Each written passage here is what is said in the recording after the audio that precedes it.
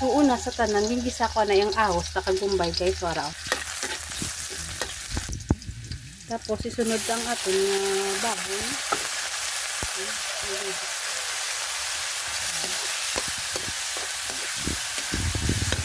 Aton ka na guys nga do magpula-pula ang aton baboy. Para mas lalo magbuang rinit pala kung baboy na kuno. Ang guys na pula-pula. Ang butangan dalas ng kapis. Bubuon ka na ang baboy. Langgaw. Taman-taman ka guys. Para humot balaw. Ay tubig guys para nga maluto ulit ang baboy. Ang tanong guys, ang ating baboy. So, sahog ka rin ang ating sitaw.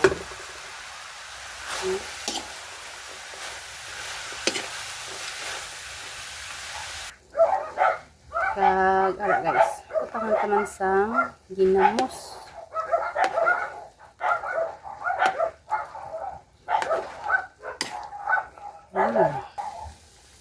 Chili guys.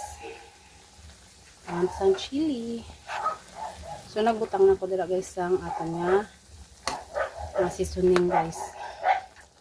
So natunta naman guys na maluto. So guys, ari na ang aton finished product.